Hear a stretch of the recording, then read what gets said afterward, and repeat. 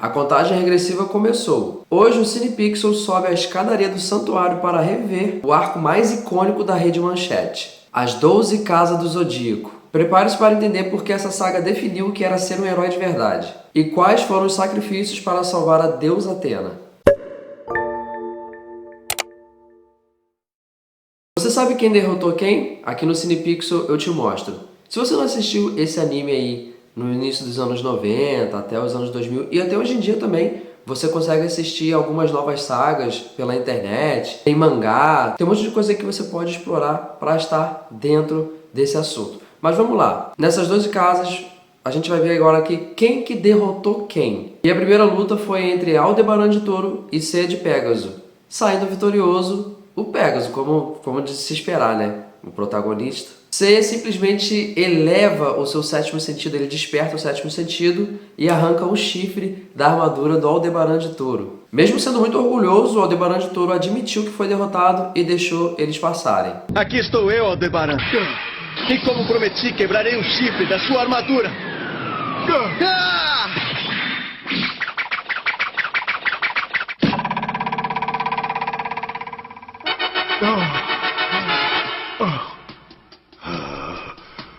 Agora admita a sua derrota, Touro. Shiryu foi quem derrotou o Máscara da Morte, o Cavaleiro de Câncer. Ele teve uma luta espiritual no mundo dos mortos. Ele foi levado até lá e teve uma luta ali naquele mundo meio sombrio. Shiryu venceu porque a própria armadura do Máscara da Morte abandonou ele no meio da luta, assim, no meio do caminho. Simplesmente porque sentiu que ele não era mais digno de usar a armadura. Sem essa proteção, ele foi jogado no abismo pelo cólera do dragão do Shiryu. Cara da Morte, você me deixou furioso!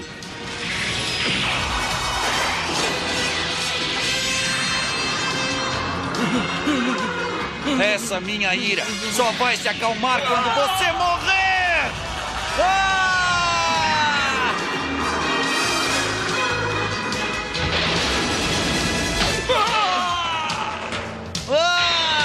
E agora a gente vai comentar um pouco sobre uma das lutas que, pessoalmente, eu acho uma das mais épicas dessa saga, que é o Wicked Fênix contra o Shaka de Virgem, o homem mais próximo de Deus, e que simplesmente permitiu que todos os seus sentidos fossem destruídos para poder derrotar esse cavaleiro. No vazio absoluto, ele conseguiu elevar o seu cosmo até explodir o cavaleiro junto com ele. E isso levou os dois para uma dimensão paralela. Inclusive, eles gostam muito disso nessa saga aí das 12 casas, uma outra dimensão.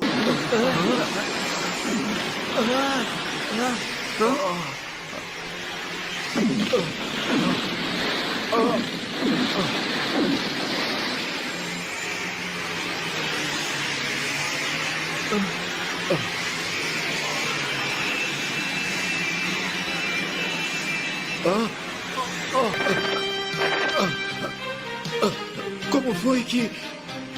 Shaka, você me ensinou a resposta para a sua pergunta.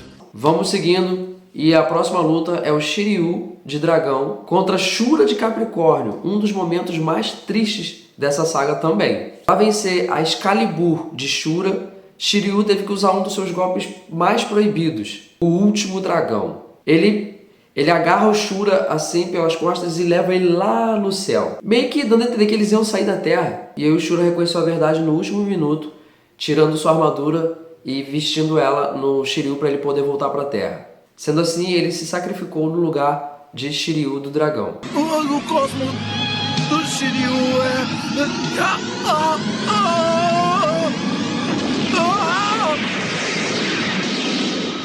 Sinto muito, eu não obedeci, mestre. Por favor, amigos, lutem e protejam a deusa Atena por mim!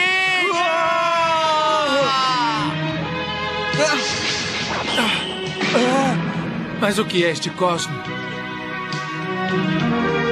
E agora chegamos na casa de Aquário, ou seja, Yoga de Cisne enfrenta o seu mestre Camus de Aquário. Foi uma luta bem intensa e uma luta assim de temperatura baixíssima. E o Yoga só conseguiu vencer mesmo porque ele superou seu mestre alcançando o zero absoluto. Seria mais ou menos menos 273,15 graus Celsius. Os dois lançaram a execução Aurora ao mesmo tempo um no outro. E o Camus acabou morrendo orgulhoso por ver o seu aluno superando ele mesmo.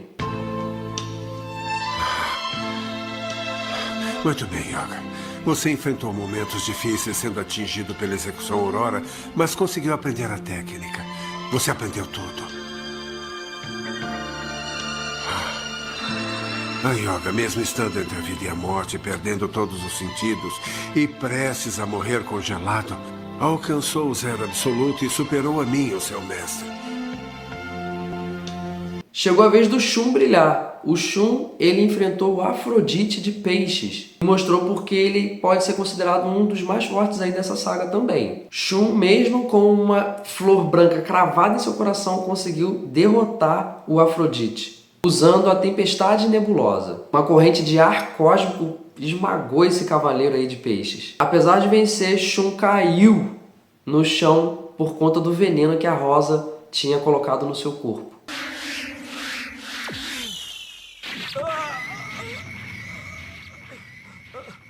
Tempestade nebulosa!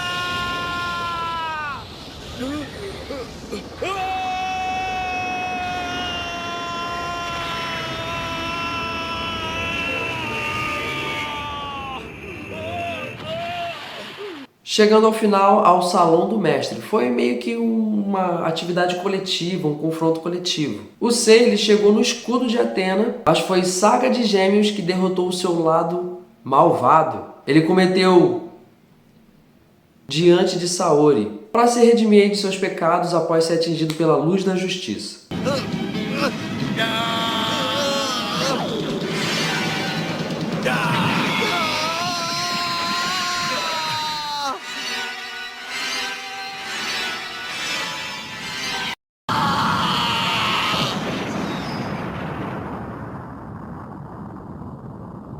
O que ele fez com a Saori? Não, Athena!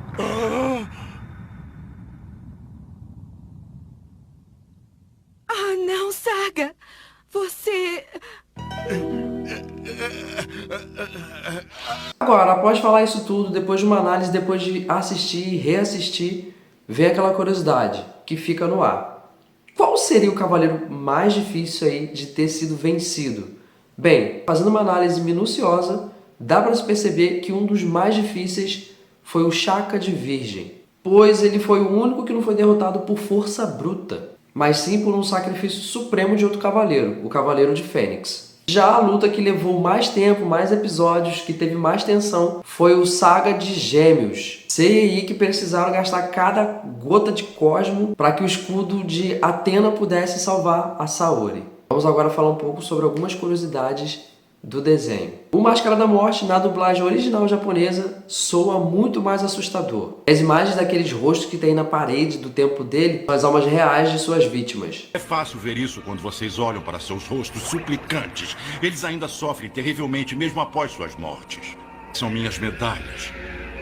Vocês entenderam? Todos me chamam de Máscara da Morte por causa dessas cabeças. Sabe o mestre do Shiryu? Aquele cara meio roxo, pequenininho? Pois é, ele é o Cavaleiro de Ouro de Libra. Ele é um sobrevivente da Guerra Santa. Mestre ancião. E daí? Pensei que os cavaleiros que juraram lealdade ao mestre não soubessem da sua trama maligna. Mas você sabe muito bem que Ares é uma pessoa cruel e, contudo, continua fiel a ele. Saga de Gêmeos sofria de transtorno de personalidade. E isso era representado pelas cores de cabelo azul, que era o bem, e meio cinza, meio branco, pro lado do mal. Athena. A gente não pode falar de Cavaleiro do Zodíaco sem lembrar também dos bonecos. E os bonecos dos Cavaleiros de Ouro são um dos mais caros até hoje por causa do seu brilho nas armaduras. Como eu já disse no vídeo anterior sobre os Cavaleiros do Zodíaco, ter um boneco com armadura de ouro na época dos anos 90 era um luxo, era sinônimo de poder. Sem contar que era o status máximo na hora do recreio da escola você poder mostrar que tinha um boneco daquele. O universo. Peixes têm coragem para vencer. Libra são os seus heróis. Escorpião, os cavaleiros do Zodíaco vêm com armaduras de metal.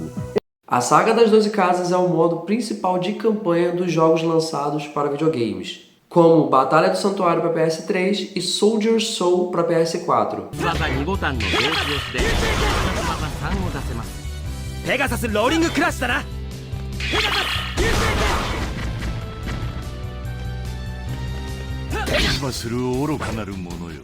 さあ殺してくれるぞ。ホームランやるのはお前だ。ハーデス。ラウンド1ファイト。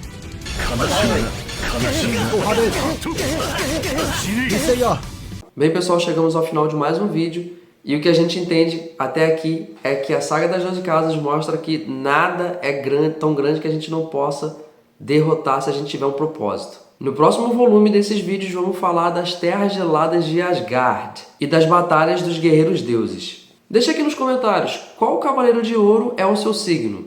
E você, concorda que Shaga é o mais forte dessa saga? Até a próxima, valeu!